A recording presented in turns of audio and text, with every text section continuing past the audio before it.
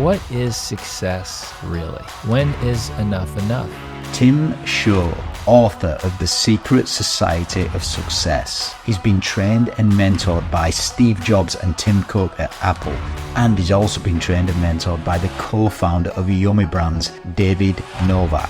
I first learned at Apple, leaders cast a shadow. People do what they see the leader doing. Success today is to be in the spotlight, be famous, be the one that everybody is talking about. Or can you find success? Can you find contentment being a part of a larger story? What is success in your life?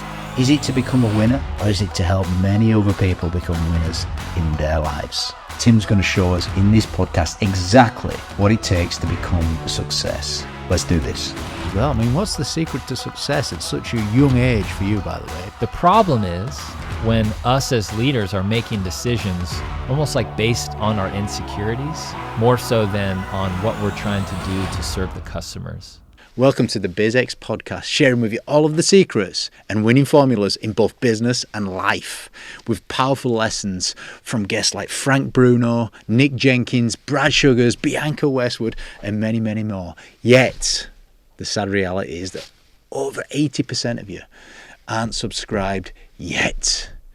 And if that's you, hit the subscribe button now and help us grow this channel so that you can get 1% closer every single week to achieving your dreams in both business and life.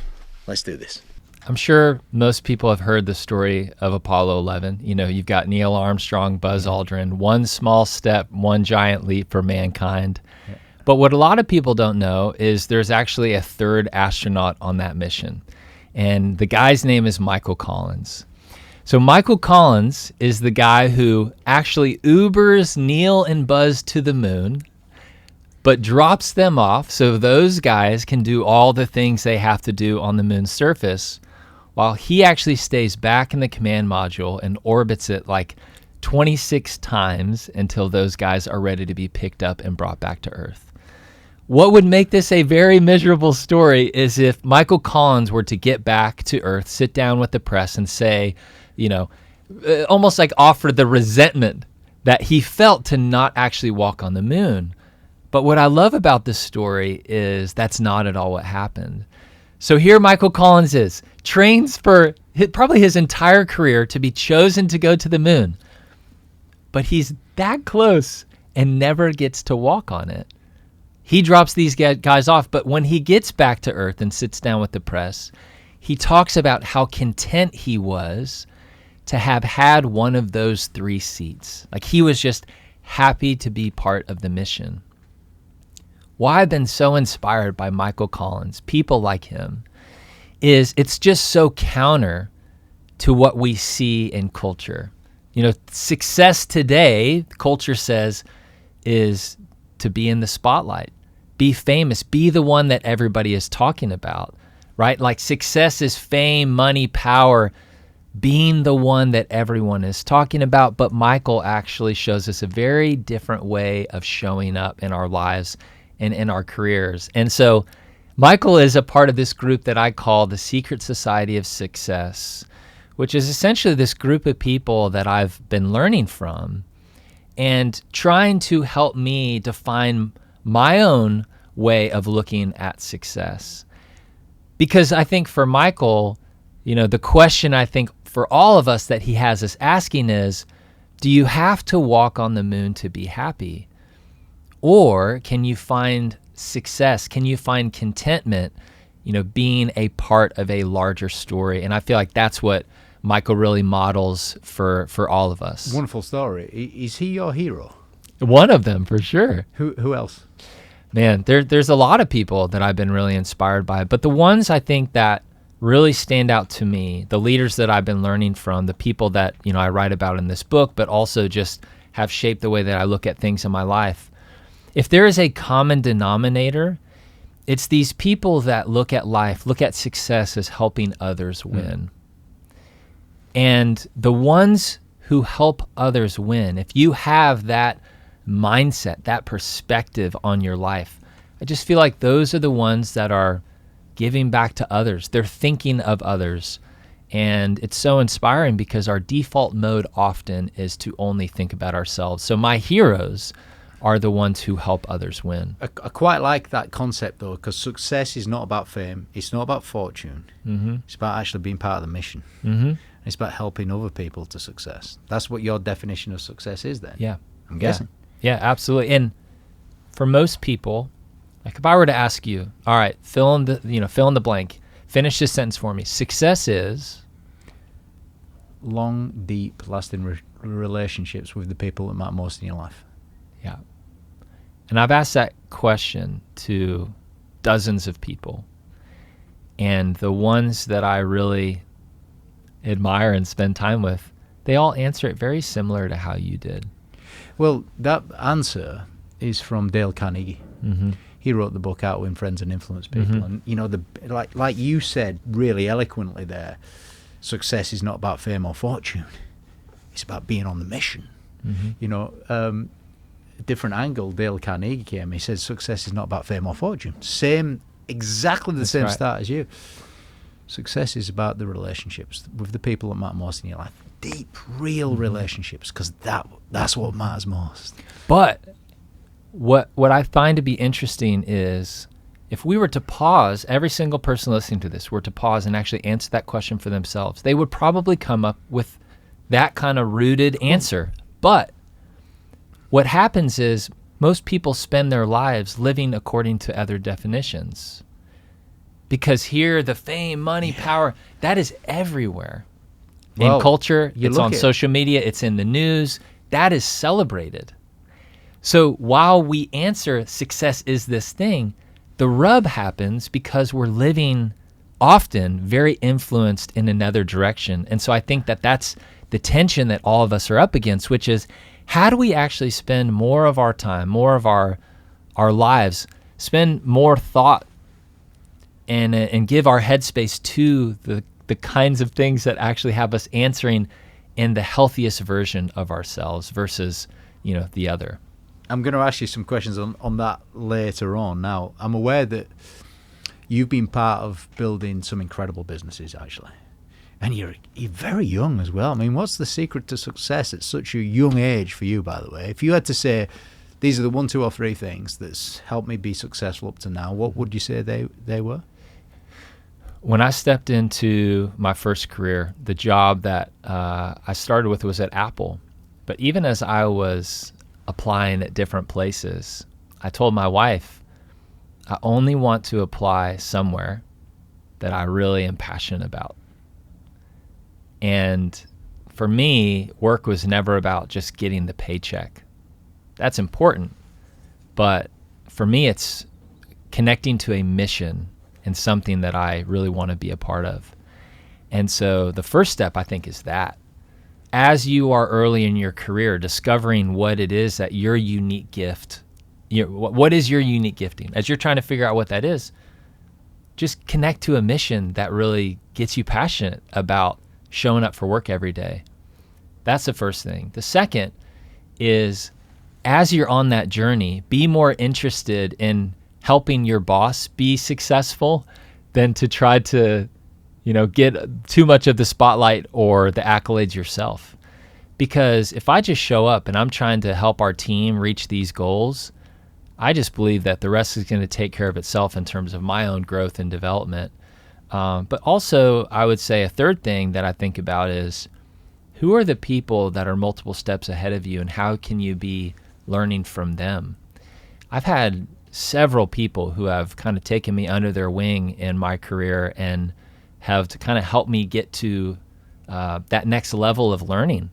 And if I wouldn't have spent as much time trying to learn from the people around me, from the leaders who have been successful ahead of me, I don't think that I would have been able to learn as much as I did at such a young age. And I've got a lot to learn, but I'm very grateful to have had some of these different leadership experiences so far. Yeah, and you made 3 really good points there, summarized exceptionally well. So number 1, show up with passion. Find something that you're really passionate about. The second thing you said was not just showing up for you, show up for your boss, I think you mentioned, or other people around you, which is being part of the mission, you know, the Apollo 11 kind of thing that you alluded to earlier on, and then learn from people that are steps ahead.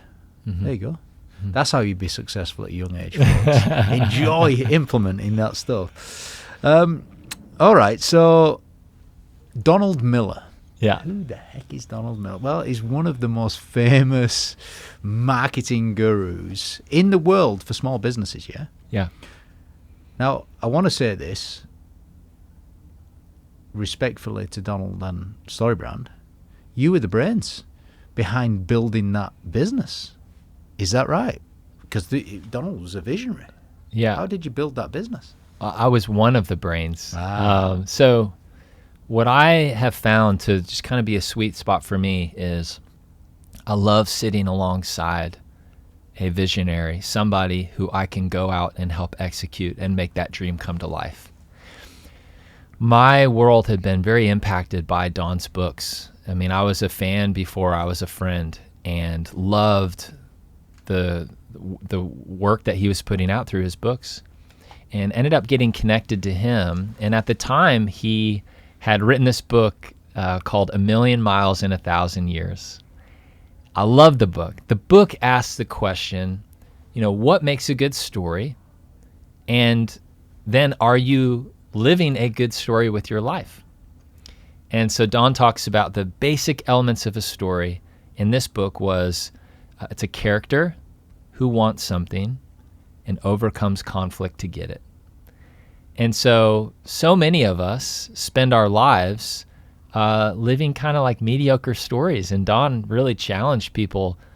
What if you were to be able to craft your life almost like a screenwriter would write a movie, what would you do differently? Like, what would make for a good story? That's a good question that we could, again, all answer now, couldn't it? If you were to craft your life, what kind of story would it be? Is this the emergence of the SB7 framework, the StoryBrand 7 framework? Is that when it emerged through that, what was it, 1,000 miles? A million miles in 1,000 years. 1,000 years. That was the starting point, but none of us, like neither of us knew that at the time. So Don consumed himself in story, and we were doing life planning conferences, helping people think about, you know, how can they live a good story with their life. So I get connected to Don right around that time. And at that time, he's a writer, speaker, he's doing conferences. I start working with him as employee number one of what ended up becoming a great company. And, you know, it turned into StoryBrand. But the first handful of years was us trying to get more people coming to our conferences. And so StoryBrand emerged because Don started thinking, how could we apply story concepts to marketing? And he brilliantly found that there is a very common framework as you look at some of the best marketing campaigns, and that now is known as the StoryBrand 7-part framework. But we were applying StoryBrand before it was even StoryBrand to our business to try to get more people showing up at our conferences. And here is one of the big paradigm shifts of StoryBrand. And it's been very impactful for me in my life. It's this idea of be the guide. So Not the hero. Not the hero. In a story, you have a character, they have a problem, and what comes next in the story is there is a guide that kind of puts their arm around the hero and helps them go win the day, overcome their challenge. And what we learned was if you do that as a brand to your customers, if you put your arm around your customer and help them overcome their problems, that is when you actually not only help them be successful, that's how you become successful in your business as well. So be the guide. You are Yoda. Your customer is Luke Skywalker, right?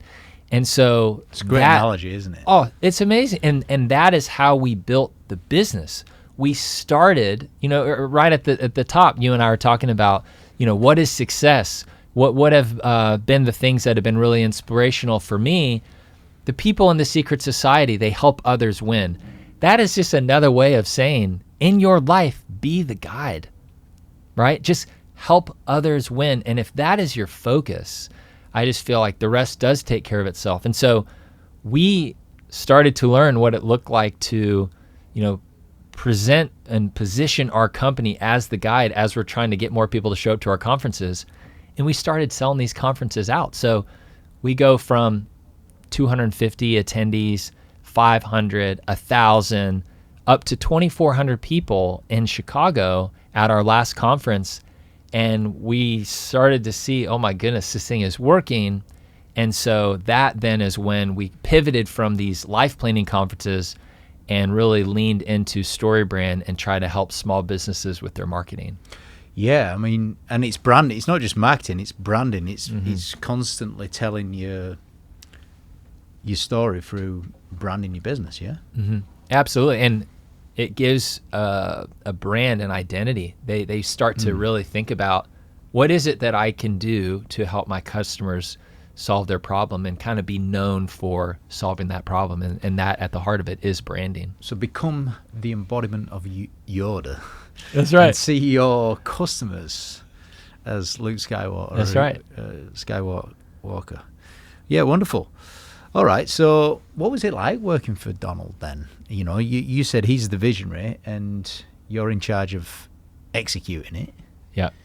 What was it like working for him for 10 years? I loved it. It was so fun because I realized that my skill set, my gift, in the EOS system, you kind of have the visionary and you have the implementer. Yeah. I found so much passion from realizing, and this is early in my career, right? Like I started working with Don, I was 24 or 5, and to learn what my skill set was and what I could do to help build a business, and I just leaned into that implementer side. I found it to be so enjoyable because here I have this leader, partner, and in Don, where this guy's got ideas that I'm passionate about. Like, I love the stuff that he was dreaming up. And then I also had the empowerment and the freedom to go help make it happen. And so that combination just was so life-giving. And I love working alongside, people like Don, creatives, visionaries, and especially with people who have ideas that I believe are also good and needed in the world. And Don, helped on that front for sure. This is just a small point. It's quite well documented, actually, in terms of career development, personal development, advice for a young age, certainly between your 20s and 30s. Choose your next move, your next business, your next career progression based on the manager, the boss, the mentor that you'll get, not based on the business, the size of the business, etc., etc. Do it based on, and you had Donald there. And I quite like what you said about being an implementer, being an executor. So there's a big problem out there in business in the world right now. There's plenty of information. There's not a lot of implementation. So from your perspective, as an expert implementer, what are the keys to executing and keeping the implementation process going? Our team was amazing. That is one of the reasons why. Did you recruit the team? What's that? Did you recruit the team? I hired every single person, and I love doing it. And we would get clear on where we needed to go, and if there were any gaps in terms How often, how regularly are you getting clear on where you need to go? Don, he's talking about this stuff all the time, how he's seen the world, and the ideas that he had. He would be thinking about it a lot and talking about it a lot. And it's not like we had every month we sit down and have this formal meeting. It just kind of was happening through conversation. So what I used to have, Don knows about this now, but I used to have something called the rule of 3 with Don. And I think this is helpful for any person who sits on the right hand to a visionary leader. Right. They got ideas like crazy. And if I were to chase down every idea, we would be spending a lot of time chasing ideas that didn't need to be executed. So I implemented, kind of not so secretly, this rule of 3. And the rule of 3 is I'd wait for the 3rd time that he talked about it to do anything about it. It's simple, isn't it? Nice. So if you're working for a visionary, Wait until they've repeated it 3 times. Because I don't want to be a wet blanket on his ideas. So he'd talk about something, he's all excited. I'm like, oh yeah, that's great.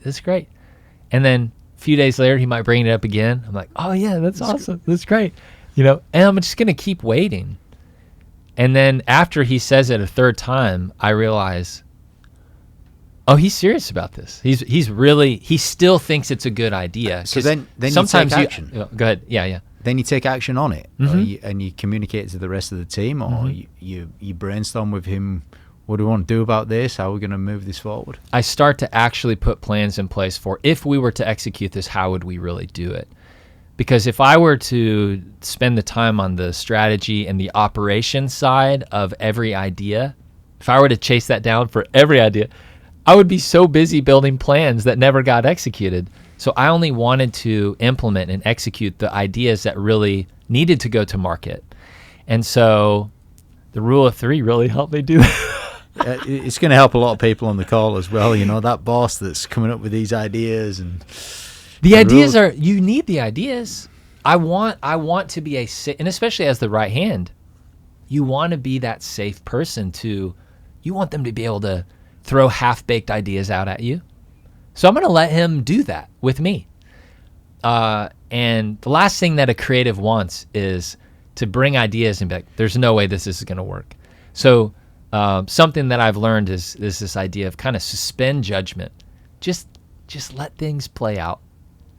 And sometimes they'll just stop talking about it, and then all right, well, that's fine. But if I was really on board with an idea right at the beginning, I'd just get going on it. But if I was a little maybe unsure, you'd wait for 3. I just kind of wait. Yeah. Which of the ideas were you on board with right at the beginning? I mean, what kind of ideas grabbed your attention that you thought, yeah, I've got to go with this now? There's like thousands of ideas, I feel like, over 10 years that we would have to be discerning and trying to decide. It could be something as simple as, here's a product that we should release.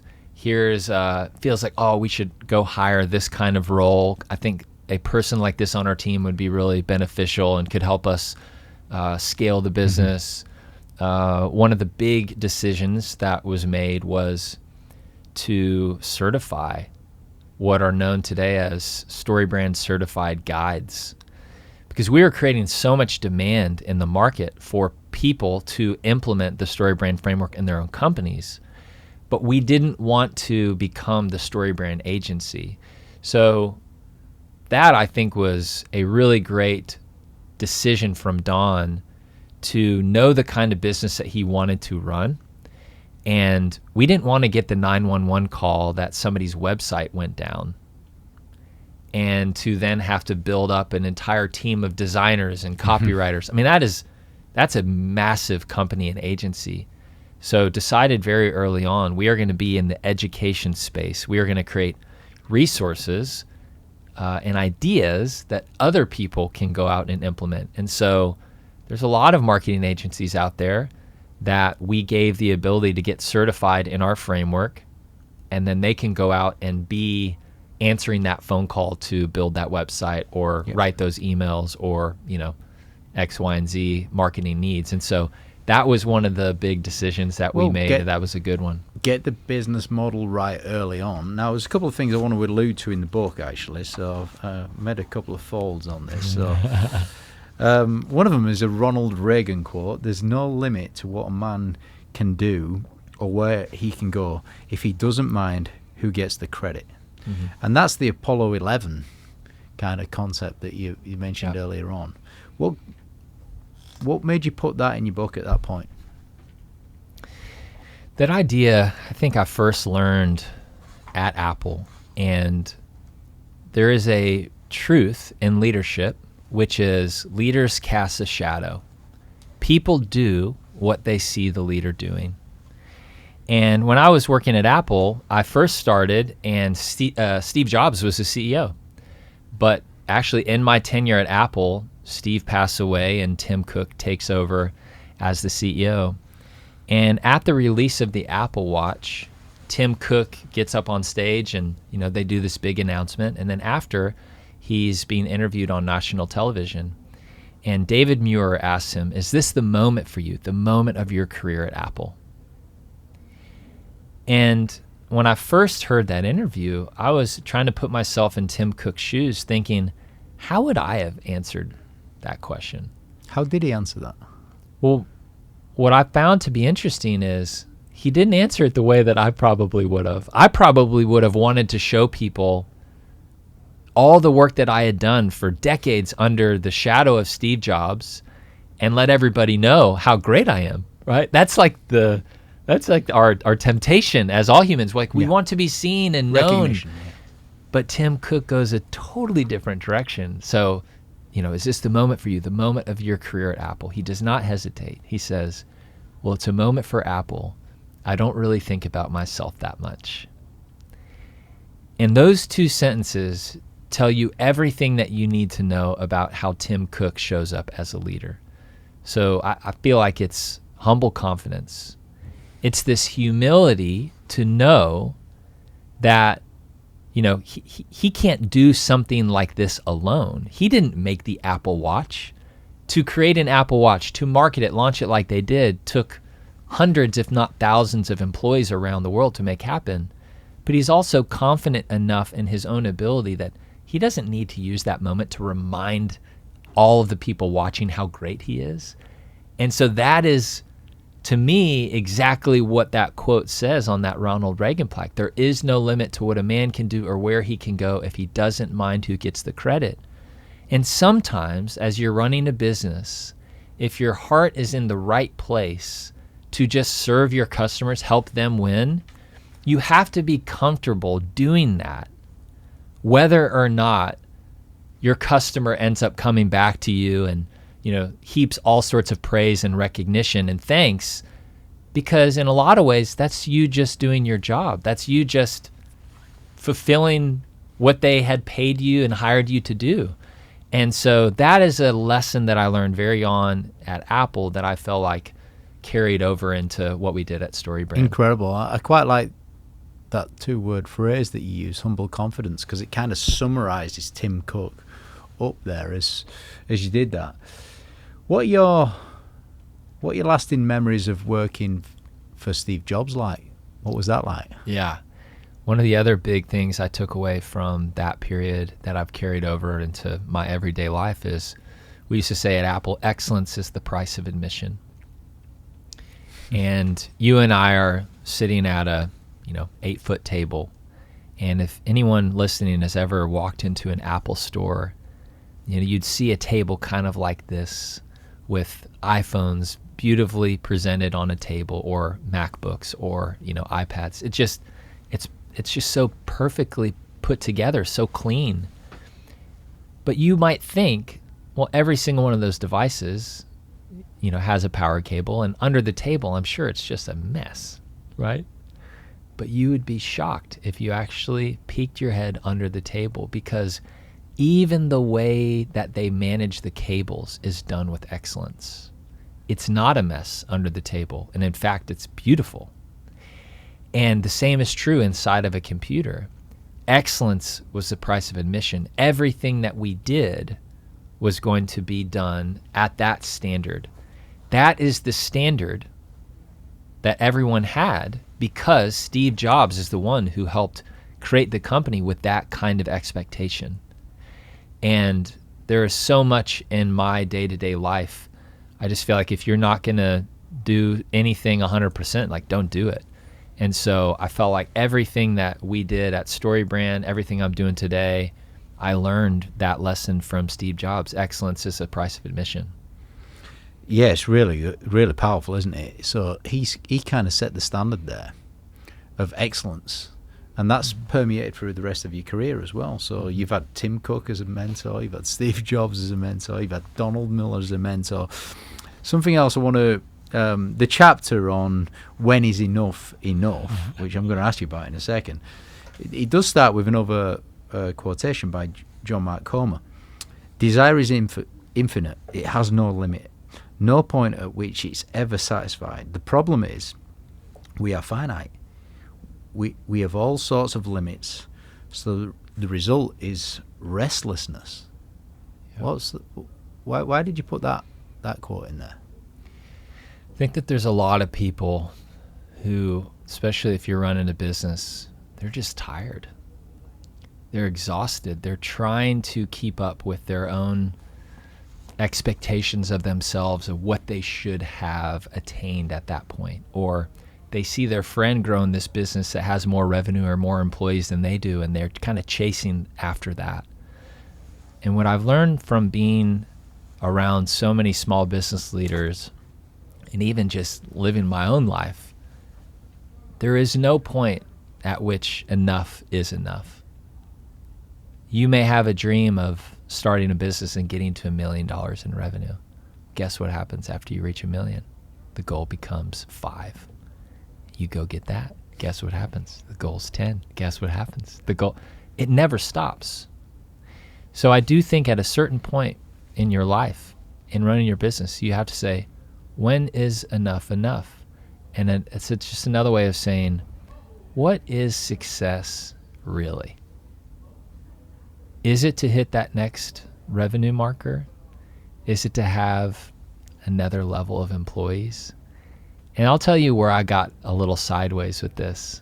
So there was this event that Dawn and I, an association that we were a part of, and they did an annual event every year. When you check in at this event, they give you a name tag. It says your name, says your company, and then it had your revenue on your name tag. And then the reason why they had your revenue on your name tag was because they would split you out into different breakout groups according to the size of your business, which makes sense. Somebody running a sub $5 million business is going to have very different challenges than somebody running a $20 million business. The content's going to be different. It makes sense. But what I found was, year after year, I wanted to keep showing up at this conference, just seeing a different revenue number on my name tag. And you would think that it would be so that I would get to be a part of these different breakouts, learn from these people who had been, more successful than we had at that point, learn from them everything that I possibly could.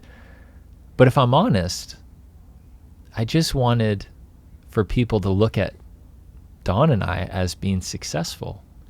Because what happens is, year after year, when you had a company that's just grown in revenue like crazy, they just seem to get a little bit more attention. And guess what? That's not just what happens at business conferences. It happens when people buy houses. It happens when people get cars. Like, oh, wow, you're successful. Yeah. Now it's almost you're esteemed in some way. So I think that for all of us, what we have to do is check our intentions behind why we want or desire certain things. To want to grow a successful business is not the problem. To have 100 employees or, this aspiration to, serve X number of customers, that is not the problem. The problem is when us as leaders are making decisions almost like based on our insecurities, more so than on what we're trying to do to serve the customers. So it becomes more about us than it is about serving others. So that's a trap though, isn't it? So people do experience this and go through a journey like you did. Mm-hmm. You went through a journey. You wanted the accolades. You wanted to be seen as successful, the increase in revenue targets. But that is a trap. And what you're saying at the end of it, once you've experienced it, is keep your eye on the customers who you're serving.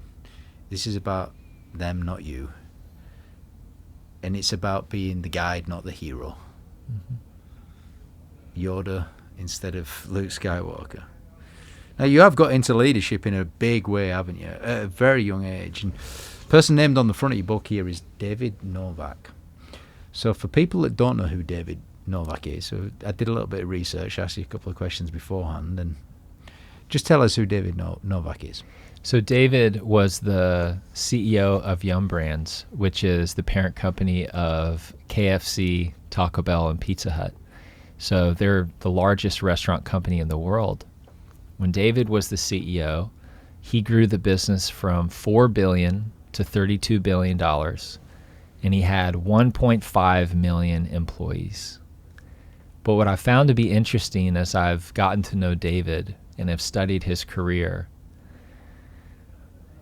the way that he did it is because as a leader, the number one behavior he drove in the business was recognition and valuing every person's contribution.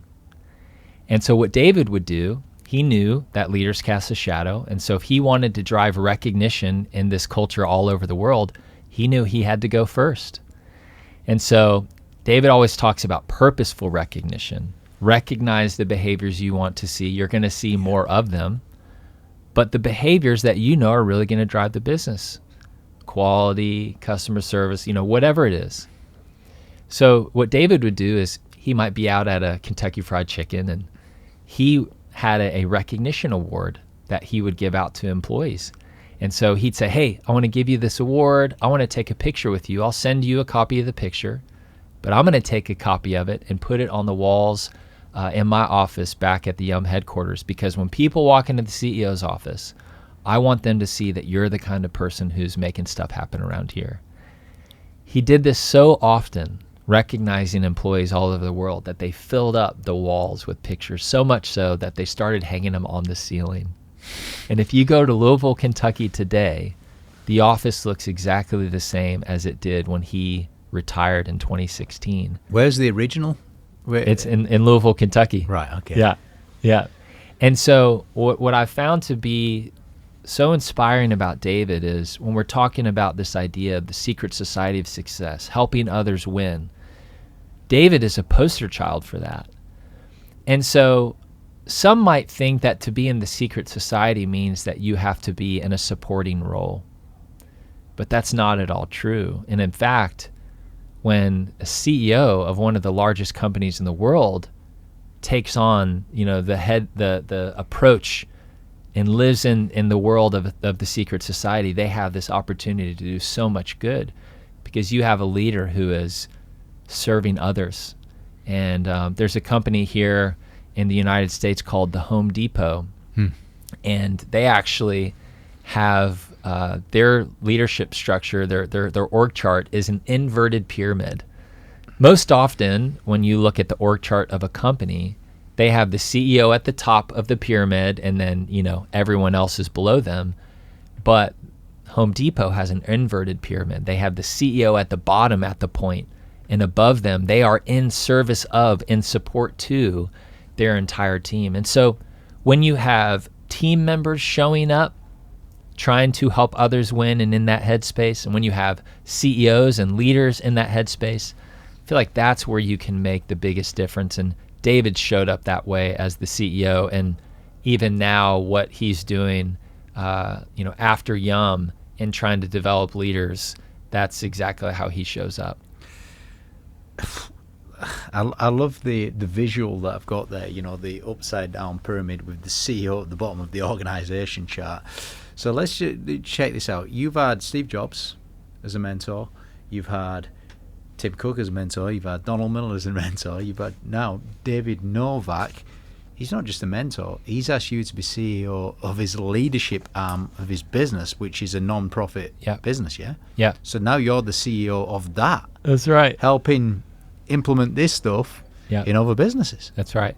Yeah, I feel very fortunate to have had exposure to so many great leaders.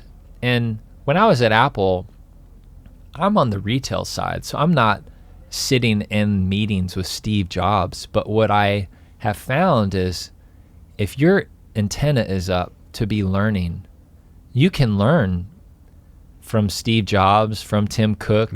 Go read books. Watch videos on YouTube. I mean, the learning is out there. What's your favorite book? My favorite book? That book that I mentioned earlier, A Million Miles in 1,000 Years, is a fantastic book. That's got, lasting memories. It's so good. Yeah, that's 1,000 miles per year. Yeah, isn't it, for 1,000 years? Another one is, so David has a brand new book coming out in June called How Leaders Learn. And it's what I believe his superpower has been is his desire to learn from every situation, from people, from experiences. And so, we spend every week interviewing some of the top leaders in the world. Anyone from Tom Brady, Condoleezza Rice. We just interviewed Eric Church, a country music star. Deion Sanders was just on the podcast.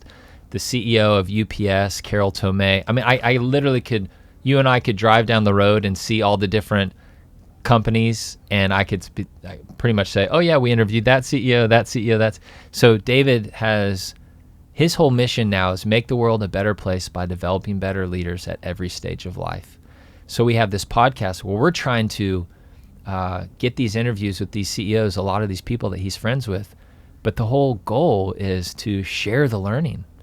And so I love How Leaders Learn, because the book is about how we're learning from these leaders and how people can apply it to their lives. That's coming out when? June 4th. June 24. Mm-hmm. So now you're running that leadership aspect right. for him. You're interviewing these. What have some of that research found then from interviewing it? What have been the sort of salient points in modern day leadership? One of the key concepts of that book is there's a big difference between avid learning and what David calls active learning. Right. So there's a lot of people who you would consider learners.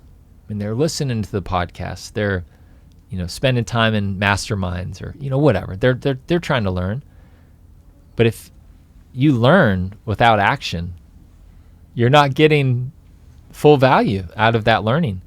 And so David really impresses upon, me and our entire team to be applying the learning. And here's a great example that he talks about. Tom Brady is arguably the greatest football player of all time. I mean, the guy's won 7 Super Bowls. Tom Brady goes to a guy named Tom House, who's an elite throwing coach. I mean, he understands throwing mechanics better than anyone else in the world. So if Tom Brady goes and spends time with Tom House and gets home after a few days together and does nothing different, then what good was that 3 days spending time with Tom House? I mean, it's akin to what so many of us have done in our careers. We go to a business conference for 3 days or whatever, and you go home and you don't do anything different, right? But Tom Brady, he is a learner. He is an active learner. He spends those 3 days with Tom House. He gets all the coaching, all the, the feedback. He's taking notes. He then goes home and puts it into practice. So what David really talks about is be an active learner. Be looking for those learnings everywhere, but then, go and put it into practice, and that's where you're going to get the most, momentum in your life and career. Do you know, I once interviewed Olympic gold winning coach, and he was in triathlon, called Jack Marsland in the UK. He was the national coach for GB Triathlon, and he shared something profound as well, because he used to go to conferences, and he was very into active learning, like you just said. I mean, he was one of the best coaches on the planet, still is. And he said what he'd learned to do, though, was have a little small period of time where he'd take the learning from the conference or the people and he'll wrestle with it. And he said he needed an incubation period because he made some mistakes where he'd gone and learned something and then just started using it on these athletes. But he's not ready for it. He didn't know it yet. And he was making mistakes, rookie mistakes, he called them, with like the next Olympic gold medal athlete. And he said that was a mistake. So he needed a few days to wrestle through it, to decide on what he's going to do with these learnings and then go big. What's your opinion on that? I think that approach to leadership is a really good one, which is test and verify. And when we interviewed Brian Cornell, who's the CEO of Target, on the podcast, that's the lesson that I learned from him. Before they roll out a big initiative throughout the corporation, they test it in a handful of stores, get the learnings, and then decide, do we go outside and spread this? And here's a way that I've put that learning into practice in what we're doing now. So we just launched an iPhone app that's free. It's called How Leaders Lead. And How Leaders Lead is an app that lets you learn from the best leaders in the world, a lot of the people that we've already talked about so far, in under 2 minutes a day. So you open up the app and there's a 1 to 2 minute leadership devotional, if you will, to just get your mind right about some aspect of leadership. And so what we decided to do when we were building and launching that app was you can wait until the product is absolutely perfect and launch then, or you can launch some features, see how it's going, get the customer feedback, and then iterate off of that before you really kind of go big. And that's exactly what we've been doing with the app. Is that becoming more accepted now? Mm-hmm. Because you mentioned earlier on about half-baked ideas, Donald Miller, and launch it before it's ready, mm-hmm. and then iterate as you go. The concept of fail forward, fail fast is well. Has that come up in your interviews with leaders about failure being a teacher? Oh, absolutely. And there's a distinction there, which is another person we learned this from, Uri Levine, who co-founder of Waze, which is a traffic navigation app. I mean, huge. It's all over the world. Yeah. So he talks about that idea of that fail, because if you fail before your competitors, you're going to get that learning and you are going to be set up for success by getting out there and doing that early. But I think that the caveat for even the way that we thought about launching our app, what is that MVP, the minimum viable product that you can go live with to get the learnings? What we didn't do was launch something that had a bunch of bugs in it. We have a standard of excellence that we're striving towards, and we wanted to make sure that whatever we put out was internally tested. We had some external testers as well and a bit of a beta to get it as clean as we possibly can. And yet, the version of the app that we put out there didn't have a handful of features that we knew was in the product roadmap. So the version we put out was excellent. It just wasn't the best that the app was ever going to be. And then over the last 5 months, we just keep improving it. And so if you got the very first version of the app, you would have thought it was amazing. And we all did. But internally, we're like excited because wait. I'm going to get the app this afternoon. I'm going to test it for the next week. Please do. And give me your feedback so we can make it better. I will do. Seriously, will do. All right. So besides active learning being really important for a modern day leader, what else is not just besides that, it's actually recognition as well. Recognition is the biggest driver of human behavior. Become an active learner, start implementing the learnings that you've got. Anything else that the listeners need to hear for this is going to make you an incredible leader?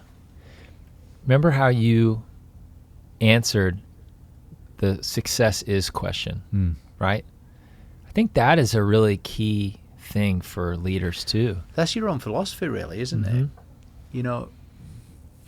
The boss is the king culture or queen culture is kind of gone now, hasn't it? And when it comes to forming your own leadership philosophy, then where would someone start? I think it starts by surrounding yourself with leaders and seeing what do you resonate with about their own leadership. What can you kind of pick up from them? And create a version for yourself, which is, I learned this from this person, this from this person. You kind of create your own style, but you have to expose yourself to a lot of different leaders and leadership styles and learn everything that you can from them, which is why I love the podcast so much. I just get to see and hear how people have navigated certain challenges, how they've put strategies together. Another thing, though, that I've learned is the leaders that I'm most inspired by, and I would say a very common thing that is talked about in these podcast interviews, it's all about the people. It's about how they show up for their teams and when you have the leader of a company that values every person's contribution, that's when a team really can be successful, because it's more about teamwork than about an individual. A really fun thing that's happened in my life over the last couple of years has been in the United States, we have college basketball. They're kind of the end of the season is to compete for the national championship. March Madness is this big basketball tournament, and the University of Connecticut is a pretty storied basketball program. So a couple years ago, the head coach of UConn posted about my book online. He just heard me on a podcast, read the book, and I was just so pleasantly surprised to see myself tagged in an Instagram story. So I sent him a direct message and, asked, how did you even find out about this? So he heard me on the podcast. He told me he bought my book and bought it for his entire staff. He said, this is really at the essence of what it means to be a coach. And what's pretty neat is that was in September. The following spring, that season, they won the national championship. This last year, just a handful of weeks ago, they won back-to-back national championships. So you're basking in your own glory now. It is. But what's so neat about it is, and why I even bring up the UConn story, just today I was online, and there's an NBA coach that is commenting on one of the UConn players. And he says, this guy's from UConn because of his mentality towards being a part of the team. So this has made its way into UConn culture. And it's no surprise to me that others first, team first kind of approach has made them very successful, because it's not about a couple of guys going out and playing one-on-one. It's how they function as a team. And I feel like the best CEOs, the best leaders, the best teams are acting as that, teams, not as individuals. And so whatever CEOs can do to lead the way and show others that this is not about me, it's actually about the team. And, I've heard people describe it as avoid the disease of me. And I think that is what makes teams really successful, whether you're running a small business or whether you're running, a giant corporation like David Novak did with 1.5 million employees. I quite like that. Avoid the disease of me. It's very dramatic, very powerful, isn't it? Mm-hmm. How does it make you feel? I mean, surely you must be proud of that. I mean, for the impact of what you've had there culturally. And I do need to say, too, I am not the reason why UConn won the national championship. If one seed of one idea made its way into Dan Hurley's mind and, helped him feel validated in this way of showing up as a coach, I'm so proud and happy about that. I am not the reason why they won back-to-back national championships, but I'm proud of the fact that these ideas, if implemented, can have massive impact. What was the phrase that Tim Cook said when they asked, "Is this your limelight?" What was his phrase? Yeah, he says, it's about Apple. I don't think about myself that much. Which is basically what you just said. Humble confidence. That's it. And I think that the humble and the confident, those two things do have to operate. I love this book. I love this content. I am very proud of having compiled it together. But I also really don't care if people remember me. I'm more interested in them. If they walk away from this conversation, they don't need to know how to spell my last name. They don't have to ever Pronounced Schurrer. Yeah. Spell Schurrer. It's not about me trying to get more social media followers. What I would love for every single person listening to this conversation is if every single person walked away thinking about what success really is in their life and started to head in the direction of helping others win, and that to become a way that they start to approach their life and their work, that is the win. So I feel as much as anything, I'm just trying to be a voice out there saying, there's another way to show up here.